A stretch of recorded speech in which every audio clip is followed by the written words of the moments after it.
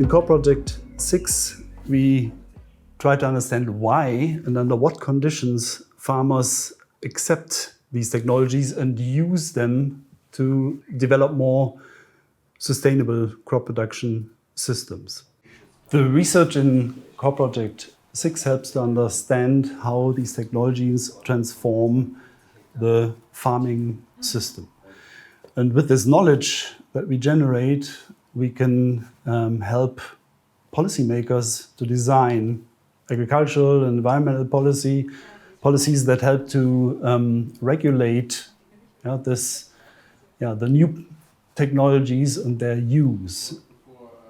In addition, we can give feedback to the technology developers because we learn about the needs of farmers, crop breeders, other involved actors, and society as a whole.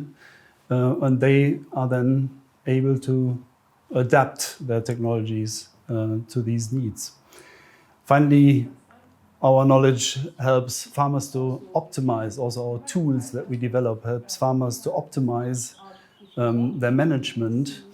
And in particular, we aim at developing an empirically informed modeling system, which we call a virtual laboratory, that would help us to simulate scenarios of how these technologies disseminate across populations of farms, and that also help us to simulate the potential impacts of these dissemination patterns in ecological, social, and economic dimensions.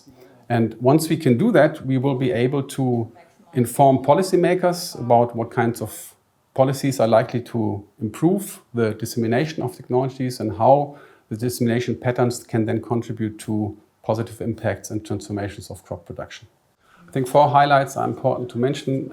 First, we have compiled and analyzed a huge global database of technology adoption studies that helps us to characterize the various factors and contextual conditions under which farmers adopt different types of technologies.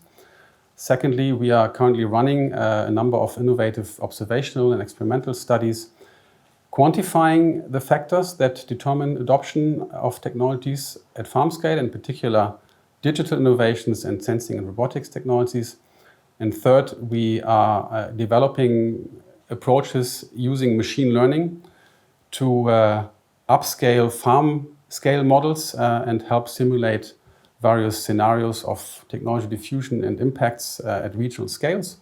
And finally, we have developed award-winning simulation tools that can be used in advice to farmers. One example is the Fruchtfolge tool.